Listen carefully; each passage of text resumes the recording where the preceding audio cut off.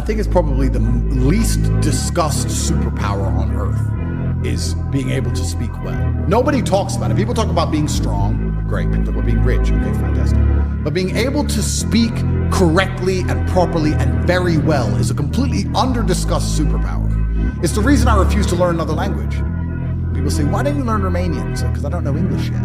When I know every single word in English, I'll learn Romanian because English makes me money. It's not practice, it's feedback. A lot of people practice things all the time and stay terrible.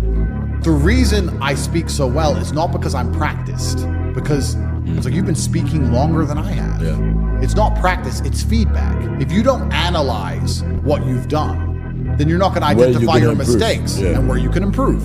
I will watch this podcast back 10 times and I will realize all the times I stuttered or all the times I had to repeat myself or all the times I didn't use a word I was supposed to use. And that's why next time I do a podcast, it'll be better than even before. And that's also a lesson you can take and apply towards life. You can apply the feedback aspect towards life. Practice alone will not improve you. Practice is going to build habits. In fact, from fighting, I know this very well. If you allow a student to come and learn bad habits at the beginning, it's very hard to get out of them. This is why most people, when they talk on podcasts, are saying, I can't even listen to that shit. I'm like, you don't even speak English? If you can't get your point across compendiously and you can't articulate yourself in a concise manner, how do you expect other people to affiliate with your worldview? One of the superpowers of life is thinking something and making somebody else think the same. Sitting there and making somebody agree with you, or at least making them understand why you think how you think, is a superpower, surely. And it's massively misunderstood and underrepresented and not used, and it's not practiced and it's not versed. And imagine being Lucy from the BBC. The story of Lucy is as follows. When I first went to jail, on my jail phone, I ended up speaking to my PR team, and they said, this girl Lucy wants to come give you an interview, and she wants to tell the truth about your case. She doesn't want to matrix attack you. I said, that's a lie. Yes, she does. They convinced my PR team that this was not a matrix attack, and they came in friendly, and they sat down, convinced it was not a matrix attack, and we had cameras running in the background, which they didn't know, and then they instantly matrix attacked me and tried to make a fool of me. Lucy even admitted on BBC Radio 4 at a later date that she had been rehearsing for 2 months for that interview.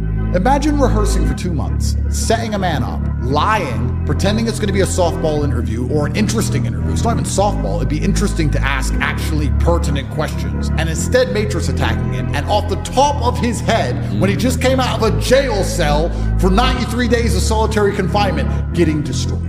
These people must hate me. Of course they hate me. It's like SEAL Team 6 breaking into a man's house and them all getting beat up with a spoon. Like, there's no way that I should have won that fight. There's no way I should have won. They're the BBC, they had prepared, they'd set it up, she had rehearsed, they lied saying it was going to be completely different questions. I just got out of jail, I had mental health problems, I couldn't sleep, I had bad nightmares, I've been in solitary confinement, and I come out, I win. Of course they hate me. I'd hate me. So why did I even do it? I guess the reason I did it is because I always have a parachute. I always have a bungee cord of brutal competence. And that competence has come from conflict, and I'm very well versed. I can argue any point. I can argue when I know I'm wrong. I can argue the sky is green. There's no point I can't argue. I think also, I'm actually kind of curious, I've thought about this myself, how useful it will be into the future when the AI comes along and controls us all. You know what my biggest fear of the machine minds are? My biggest fear is that people will be as smart as me. That'll piss me off. I don't want a bunch of people to have Google brains. That's gonna annoy me. I don't want that to happen. Hopefully it happens when I'm already gone. But yeah, being able to speak is a massively misunderstood superpower that a lot of people need to understand that can drastically change their life. But you're only gonna be able to do it if you apply feedback to it. And the same is with absolutely everything in your life. Not enough people look back on what they did and identify where they made a mistake. And some people will do it when they lose. But the true professionals do it when they win. When my dad was playing a chess game, if he won the game, he would still analyze the game and see if he could have lost, where it could have gone wrong, how he could have won faster, what mistakes he did make, what he did well, what he did wrong, win or lose. So many people will sit in a scenario where everything went wrong and go, correction. Not so many people. I would say 75% of people will not ever self-analyze the situation or they'll blame everyone else. If they went to jail like I did, they'd say, they put me in jail because they're liars and the Matrix did it. True. But when I was in jail, I was like, how did I get here? What did I do? What did I say? What institutions want me in jail? What did I do that angered them? Me. I'm taking absolute self-accountability for everything. I'm not blaming anything else, because if I blame everything else, I have no control. If I blame myself, that I can influence it, I have control over it. So 75% of people blame other people, or they blame other things. I lost my business because of COVID. No, you lost your business because of you. I lost my girl because her friends were hoes. No, you lost your girl because of you. You lost your car because of you, and it's all your fault, because that's the only thing that gives you control and power. Let's say the other 20%, which brings up to 95% of the populace, will look at a situation in which they lose, and they might self-analyze, and they might try and learn from the loss, and they'll try and find the feedback involved in the loss to make sure they don't lose again, which is obviously better than not analyzing at all. And the top 5%, the absolute highest echelon, are people who are going to analyze every decision they've ever made, win or lose. See where I went right, see where I went wrong, see where it worked. You need to analyze your whole life. Your life needs to be feedback. You need to sit, and it's over 10% into the year now. I wonder if anyone who made a New Year's resolution sits and says, it's over 10% into the year. Am I at 10% of my goal? Because your stupid ass said you were going to be a millionaire when you were drunk on New Year's Eve. Well, you need to have 100 grand saved. Do you have 100,000? Have you even done the feedback on your own goal you made 30 short days ago to realize that you're nowhere near it and you're not going to make it and you're a loser? Oh, I got the rest of the year, and then wonder why they fail. You should have a daily target. So you need to constantly feedback and analyze your life and take time out of scenarios. I do this all the time. There's been times I've got up out of bed and I've got ready and I've got my keys and I've got my phone and I've stroked my dog and I've had my coffee. I downed it quickly and it was just the right temperature, so it wasn't too hot and it wasn't too cold. And I got in my car, which had already been started my Ferrari by my security team, and it was already warm, and I got in and I was out the door. I was like, I got out the door in 6 minutes. That's like 2 minutes faster than normal. Yeah, that was good. What did I do good? With the coffee. The coffee wasn't too hot, wasn't too cold. Usually it's too hot and I have to wait, or it's too cold and I want another one. The coffee was just the right temperature. When was it made? And I'll check the message where I sent them to make me a coffee. And it sounds crazy, but I'll analyze how I left the fucking house while I'm driving. I'll be like, that was fast. I want to do that next time. People don't feedback ever, and they don't analyze the way they speak. If you're the kind of person who can't speak properly, you're the kind of person who doesn't analyze their own behaviors in life. That's what I would say. If I see somebody who can't make me understand why they think what they think, I'm going to sit and say, okay, well, you're not the kind of person who analyzes their own life. Now, do I trust you? Because let's say we start a business together and it all goes wrong. Or you're going to come to me and say, I made a mistake. I can do better. This is the mistake I made. Or you're going to sit and say, well, the environment was hard. It was a hard business environment. Some garbage and just cope. You know who the worst of this? Oh, I'm going to jail. Women. Women take no self-accountability for anything. I'm a misogynist, it's true. They don't take self-accountability for anything. And they don't because they don't have to. Because they are blessed with beauty from God. So they have a superpower, which is their beauty. And their beauty allows them to get away with being completely lacking self-accountability. Because as a man, you have to be competitive. And the only way you can truly be competitive in war, which life is to be self-accountable, to blame yourself for everything, because that puts you in the highest possible mind state to compete against everyone else who wants the things you want. For sure. So you have to, as a man, self-analyze and be self-critical. Your every move. Every move. But as a woman, you don't, because you're hot, right? So they're not good at it. And I'm not insulting them. They're just not used to it, because they get to blame other people and blame everything else because their beauty allows them to get away with it. And that's the reason I said to my girlfriend, said, would you ever let me drive your car? I said, never. She goes, why? I'm a good driver for a girl. And I said, yeah, my 4-year-old's a good speaker for a 4-year-old, but I wouldn't put him in front of a stadium to talk. So it doesn't matter how well you could drive for a girl. You're a girl. But that's not even the reason. The reason I wouldn't let you drive my cars is not because I think you're gonna crash. I do. But that's not even what it's about. If I let a man a car and he crashed it, he would come to me and say, there was a crash, this happened, I'll fix it, I'm sorry. Even if he believes it wasn't his fault, he would still, if he's the kind of guy I know, have enough self-accountability to go, this idiot pulled out of nowhere, but I was speeding. I was going fast, it's a fast car. I'm gonna fix the car, I'm gonna get it sorted, I'm gonna pay for it. If a woman crashes the car, that's not what you're gonna hear. It wasn't my fault, you don't understand it, and I didn't do anything wrong, and he pulled out. And I'm like, well, how are you gonna fix it? I'm not gonna fix it because he pulled out and I didn't know. Why are you yelling at me? This isn't my fault. And I'm left with the mess. So why am I letting her a car in the first place? I'm left with the mess, and she's gonna say it's not her fault. Anyone who's not self-accountable, I don't trust. So back to, let's avoid the women's subject, because it always gets me in trouble. Back to men. If you're a man who's not self-accountable, I don't trust you. So if you're a man who's making a mistake as permanent as not being able to speak and convey your ideas correctly, well, then I don't trust you as a person. And that's probably the best thing about money. People often ask me what the best thing about being rich is. And there's not much that's good. Private jets are good because it's convenient. It's like getting an Uber. There's no airport garbage. Supercars are fun. I love supercars. But most other rich stuff is garbage. Like caviar's crap, champagne's crap. I don't like, one of the best things about being rich is I don't have to talk to anyone I don't want to talk to. If someone comes to me and goes, Andrew, we can make a lot of money together, but I think they're a nerd, I don't want your money. I would rather not have money than sit and talk to a nerd. You're a dork. Oh, you're a vegan. Get fucked. Oh, but we'll make money. Don't care. I don't want the money. I am principled now. Which goes back into my earlier point about why I want my fans to have money, because if you have money, you're principled. If you're a brokey, you'll sell your soul. So one of the best things about being rich is I get to be exceptionally principled, and I get to also not talk to anyone I don't want to talk to all of the time, which I do truly enjoy. Is one of the best things about it. When I tell people that you are the sum of the 5 people you spend the most time with, everyone agrees. And then they continue to hang around with people who they don't want to be. There has to be a point where you sit and go, okay, you're my friends, etc., etc. I love you guys. Yeah, we can talk, but I'm on a different life path. You have to leave some people behind. If you were to get in a room and you're the only person who ain't a fucking monster, you'd want to become a monster. That's life. That's humanity. And that's why I live in a competitive environment. I live with my brother, my cousin. We could all afford fucking 10 houses each. We live together on purpose. If my brother does 500 push-ups, I ain't gonna be the bitch at the house. I ain't gonna not do them. You have to understand, I'm rich because of a bunch of things that money cannot buy. There's people with lots of money, but they don't have the network I have. They don't have the brotherhood I have. Just sitting with my boys knowing that if the bullets start flying, me and my 10 friends, we all die, or no one dies. Having women who would literally, you could go to jail for 10 years and they would wait for you. Like having physicality, walking through the world bigger and stronger than everyone else, having all those professional fights, all the pain, all the bullshit I've been through. You ain't a good man if you haven't had trauma. My money's nothing, right? Money's easy.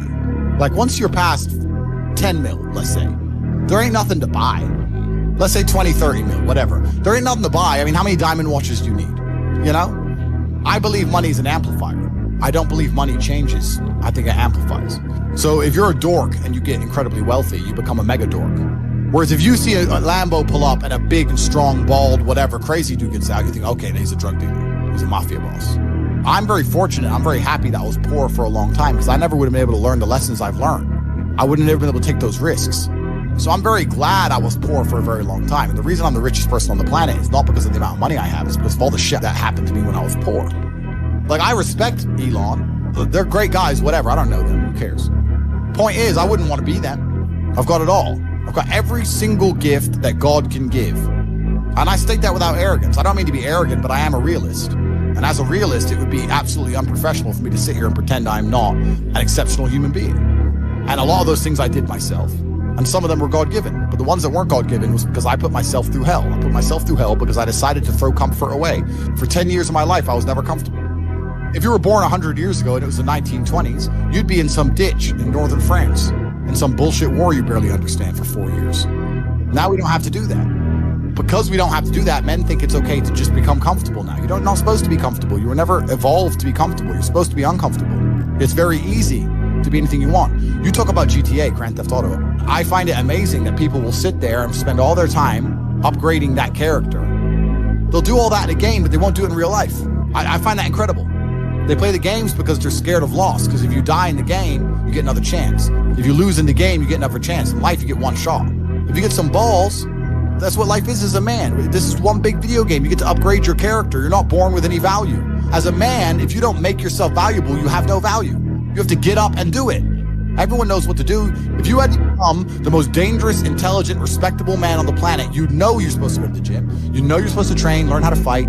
You don't do them. That's your decision. It's your prerogative. I didn't make that choice. And every single man watching this can do the exact same thing. But if you've made a vision to be less than you should be, then I believe you should be mocked for that decision. And me as a man, when I have had such exacting, such stringent standards for myself, why would I then have less exacting, stringent standards on the people I meet? I suffered when you didn't. You have enjoyed comfort when I haven't, and that's fine, but don't expect me to look at you as my equal, because you're not. If we were still in the animal kingdom, the lions that you see on TV, they weren't just born big lions. They had to fight other lions. They had to fight to get that antelope. They had to fight to be the boss. We're living in a comfortable world now where people think, oh, it doesn't matter, it doesn't matter. But you know what? To some degree, it does matter. I stand in the mirror with a pure... Talking is something you need to get good at. If you're good at talking, you have the gift of the gab, as they say, you can sell anything. No matter what you're selling, the better you get at talking, the better you're going to sell it. So if there's one skill you need to practice for your sales, it's how to talk. How to talk convincingly. How to put energy into your presentation. How to not be boring. Learn to speak. If you don't have my body language course, there's a course on Tate.com that teaches you body language, and we cover oration. We talk about talking and how the way I talk, what I do, things, tips, tricks, etc. If you want to learn to talk like me, the Grand Master, I'll teach you. But you need to be good at speaking. Being good at speaking will make you be good at selling. They're the same thing. Get used to talking. I've been in presentations over and over again with people who have a fantastic product, fantastic information, great price point, but and the presentation is slick, they've got the PowerPoint, etc., but they're just not good at talking. There's no fucking X factor with their talk. There's no pow. You need to have that pow. You need to get good at talking. Practice it. Practice getting good at talking. That's one of the most important skills you can learn for life. From getting women to selling products, exactly the same thing. You need to get good at talking. It's important. So, there's lots of different ways you can get good at talking. My way, the way I talk, suits my personality. You have to develop your own type. But I make sure, I try my best to make sure I put loads of energy into how I speak. Most people speak and they don't realize super low energy. And when you have the ebook, you don't sell the ebook, you sell the result of the ebook. Because if you sell the ebook, you're bored already. I'm bored. So I scream and I move my arms around and shit. I'm eccentric. I'm over the top. You don't have to be that way. There's other ways you can also be engaging without being the same as me. I know lots of other guys who are engaging other ways. But you have to develop an angle to be engaging. So next time you talk to someone who's an engaging speaker, find out why they're engaging. Even some people are engaging because they laugh all the time. People like positivity. So have you ever been around someone who's like constantly like laughing when they talk? But then you're like, well, you listen more. Because what the fuck's so funny? His life seems great. I want to know what he knows. Find a way to differentiate yourself one way or another. There's loads of different tips and tricks. I can't tell you to be like me, because I'm me and you're you. But you need to find a way to be engaging. And the way you do that is next time you're listening to someone and you're particularly engaged, work out what about them is engaging. So I like to be high energy. But high energy always helps. Being low energy never helps anything. Even if you're shit in bed, at least if you're high energy, it'll be better than if you're low energy to fucking do something. One thing you do need to avoid is, everyone does it. But if you'll notice, you're watching this university, I'm not reading off a teleprompter. I'm doing everything off the top of my head. And I very, very rarely start stuttering or saying, I've trained it out of my brain. And I teach how to do that in the body language course. So if you're watching this and you want to be able to speak like me, free-flowing, blah, machine gun, hit the body language course. But you start slowly. You talk slowly, you breathe, you make sure you don't make any and then you get better at it, and then you can be as quick as me. Now I talk very, very fast without mistakes, without gaps. And will lose you a deal. Oh, so explain to me how the flux capacitor works. Okay, so you just lost it. You just lost a deal right there. And 99% of people will do exactly that. Even people who are good, even experienced people. Okay, so, why? How does the flux capacitor work? I'm going to tell you exactly how the flux capacitor works. Here's how it works. Look at this. I just got the deal. You didn't. All I did was repeat his question. You're saying, so you have time to think. I'm repeating the question, so I have time to think. Tell me how the flux capacitor works. Okay, or tell me how the flux capacitor works. I'll tell you what I'm going to do. I'm going to tell you exactly how the flux capacitor works. All I did was repeat his question. It's not complicated. There's tips and tricks so you learn how to speak without sounding like a moron. If someone and ahs in a presentation with me, I won't buy from them because I don't like that shit. I don't speak that way. Learn how to not speak that way. Andrew, I want to learn to speak like you do. The way you talk on podcasts is why they're so monumentally successful. I want to speak like you do.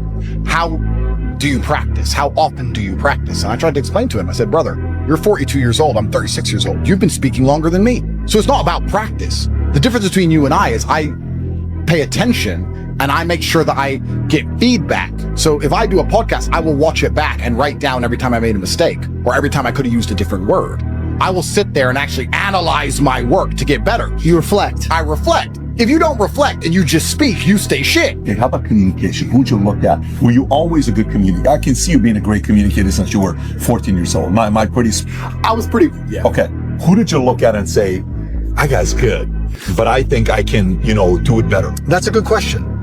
And I think that, you know what I'm asking? I know what you're asking. I don't know if there's one particular person I took nuances from, because when you're a great communicator, you know how to be serious and you know how to make people sad and angry, and you also know how to make people laugh. There's different people who can do lots of different things. Who was that? Was it somebody that was multifaceted like that? I think it was a lot of different people. And I also think that... Did you pull from comedy as well? Or certainly did, but I was also extremely self-critical. I think that's where a lot of it comes from. I'll watch this podcast back 15 times. I will notice every single time I made a mistake. Just then I said, I'll watch twice. That was a mistake. I will watch this back 15 times and I'll identify every single error. I have an email list and I sign up and I get words of the day. I get 5 or 6 new words a day, which I try my very best to memorize. It's harder than you think to memorize 5 words a day, but I always try to make sure I have the most interesting vernacular I can possibly have, a wide vocabulary, so I can be very specific with my points. The reason I actually did that, I keep talking about my dad, but I'm his son. I have the same name, Andrew Tate III. He was Andrew Tate II. My father was a linguist for the CIA. He spoke Russian and German and Spanish and English. And I think I've told this before. Back then, when they needed someone who spoke Russian, they would take a Native American and teach them Russian. Nowadays, we have a bunch of Russian-speaking allies. You can go to Estonia, Latvia, Lithuania. They're all NATO and just get a Russian speaker.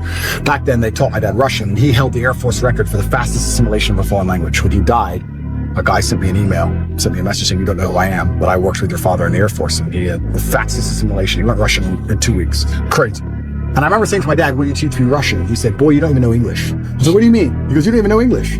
And once he sat me down with a dictionary, I was like, you're right. I don't even know English. That's why I've lived in Romania 7 years. People say, why don't you speak Romanian? Because I don't know English yet. I need to finish the first job before I learn the second. I don't know English. There's a bunch of words I don't know. I can't speak how he spoke, so I don't have time for a second language. Yeah. Also, another thing I found really interesting, Putin speaks English. Have you ever heard him speak English? No. Because if you want to speak to Putin, you speak to him in his language. You speak to me in Russian, and I reply to you in Russian, so I cannot be misunderstood or misconstrued. I don't make a fool of myself. You can't get me on some vernacular trick. I speak my language, and I also prefer that also. I speak English, that's what I speak. If you want to speak to me, you speak to me in my language, so I will win the debate, always. Who do you look up to outside of your dad? I look up to lots of people. I'm talking specifically younger age, not today. I'm talking 16, 20, 25, that age. Not today. It's a good question. Because I always believed in trying to take the best parts of individual people and then amalgamate them. And I know you want a name, and I can't think of one off the top of my head, but I would look at people who I didn't even respect, but they'd have one particular thing about them. I thought, that's good. It could be somebody I didn't even like, but he dressed well. I think you just have to be perspicacious and look at people, and there's something you can learn from absolutely everybody. And just try and adapt it all. I'm not saying everybody should be clones of me. For everyone's individual, right? But there might be some things about me they find inspiring that they may adapt and take on board. And then they'll find some things from other people. But learning to speak is something I understood from a very young age how important that would be. That's a superpower. Okay, so let me go back to the question I was asking, where I'm trying to go with this. So I asked the question, I said, imagine the 20-year-old that's watching this, that's saying, no, Tate, don't give me the answer for anybody can create, contribute to society. I'm not that guy. Talk to me like I'm one in a million. Talk to me like I'm one. Cool. So if I'm willing to give 20 years, 30 years of my life to one way to go up to make true positive impact in America, my country, in the world, what should, don't talk to me like everybody else. Okay. What the standards, what should I do? What angle should I do? Okay, so first things first, you need to be worthy of respect. And you're going to be worthy of respect through having things which are difficult to acquire.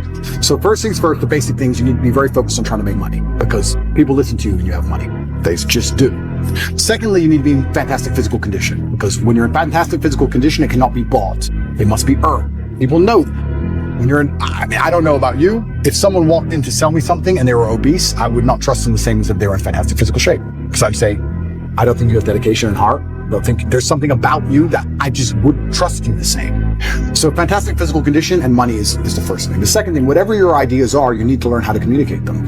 Speaking is a superpower in and of itself. You need to become a fantastic communicator. You need to be comfortable in all realms of communication. You need to be persuasive.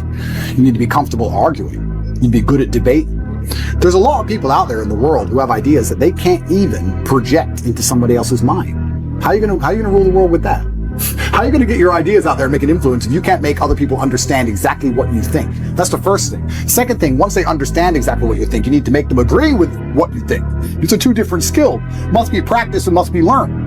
If you're 20 years old and you want to change the world, you need to be having endless debates. Endless. Without resorting to name calling, not on Twitter like a dummy, in person. And you need to come across in a way that people agree with you. We can go back quickly and talk about the red pill. The difference between me when I talk to girls on these panel shows and every other guy when you talk to girls on these panel shows is, when I'm done, all the girls want me. Watch them. Watch the shows. I say the same thing, and by the end, the chicks are in love with me, as opposed to saying the same thing and the chick's thinking I'm a dickhead. That's the difference. I project my ideas and I make them agree with my ideas to a point where they're like texting me afterwards. I'm not saying anything different. It's how I'm communicating it.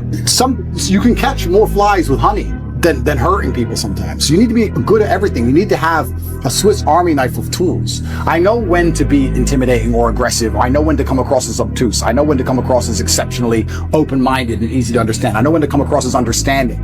I know all these things. This all has to be practiced. And a lot of it is, communication. I would say, if you're going to say to a 20-year-old who's truly exceptional and driven, I'd say you need to become a master communicator. Because once you can do that, you can do anything. And that fixes all the other problems, right? We talk about making money. If you're a master communicator, you do fantastic in sales, you'll kill sales. Yep. You'll absolutely destroy sales if you're a master communicator. Not many people know this, but I used to sell windows. You know the old school knock on the door? Windows sales. I did window sales for 2 or 3 years, and I'd say this is one of the hardest jobs you could possibly do. And I would always recommend a young man, if he has some time to waste, to go sell windows. And the reason, it's fantastic, because I'll tell you why. It's the hardest one to sell because, 1, nobody wants them. 2, they don't know who you are. And 3, even if you convince them that they need windows, after them not knowing who you are, then they go to all your competitors and then it becomes a price war. It's a nightmare. It's the hardest sales job. If you're selling a Lambo, at least they want the Lambo, right? Nobody wants glass and plastic. They already have windows. So you gotta find a way to sell them these windows. How do you do that? And that's where all this master communication comes in. And it's so many subtle little things. Being a good salesman is not necessarily being a liar. It's not being a trickster. It's just understanding what's going to make the person believe and understand what you say. If I walked in and said, would you like new windows? And they essentially said, no, we don't need new windows. Our windows look fine. I would say, but what about the security aspect? While looking at their 3-year-old child. And they'd sit there and go, what do you mean security aspect? And then I talk about how we had the lock 5000 and their locks are easy to break. As if glass isn't glass, it's all the same anyway. And you'd end up selling windows. You have to find the triggers in people. There's another thing people don't understand about me and my message. Sometimes I sit here and I say things that piss people off because that's how you trigger people to make action. I have often written emails or done videos to, especially to men when I want to help men, to piss them off. You're a loser. You're a dumbass. Andrew, why do you mean? Because you're not going to go to the gym unless I tell you you're a fucking loser. And you are a loser, and I'm not lying to you. You are a loser. The emotional trigger you need to get up off that chair is the fact that you're not important, nobody cares who you are, any girl you're ever in love with I could take, and you're insignificant, and when you die, nobody's interested. That's your fault. You could have been something else. You did that. You failed. That has to be done. You have to be a master communicator, and sometimes that involves also insulting people. It's all a massive tapestry, but to answer your question, for the 20-year-old, he needs to become a master at communicating. But also to be a master at communicating, you also need experiences worth talking about. You have to live a life. You need a degree of wisdom, and wisdom doesn't always come with age, it comes with life lived. I had a guy message me, this is a long time ago when I used to reply to my own emails, too big now, but he said, I don't have any stories, my life's boring. I said, bro, where do you live? He said, Madrid. I said, bro, ride the train from Madrid to St. Petersburg. Ride the train from Madrid to Vladivostok. Do the Trans-Siberian Railway. Costs you like $300. He goes, but what if I get robbed? Exactly! That's exactly the point! What if you get robbed? Now you have a story. Maybe you'll die, maybe you won't. But you have a story. Don't bring your watch. If you got a Rolex, no one wants to rob you anyway. Don't worry about it. You're a brokey. Get on the train. There has to be that degree of risk to even have a story, because when you have a story, then you can communicate the story. You can't be an empty vessel either. So when you say you're telling me how I build this 20-year-old into a super soldier, he has to be a master communicator, but he also has to do things which are risky. Risk has value intrinsically linked to it, intrinsically. This is why people, when you do risky things, people want to hear the story. Your coolest stories involve risk. Something went wrong, this could have happened, I made it out. Without these risks, you haven't got it. So I would say to the 20-year-old, do what I did. Get in the cage. Get in the ring. Knock someone out, get knocked out, train hard. Fighting will teach you everything you need to know about life. You'll learn everything about who you truly are. You'll learn if you're a coward or not. You'll learn everything about perseverance and hard work and dedication, everything about being underappreciated. You learn everything about fear. You learn all of it. You learn everything about people. You win a fight, check your phone. Lose a fight, check your phone. You learn all about people. You learn all about them. You learn all about women. I learned so much about women through fighting. When I had a fight coming up,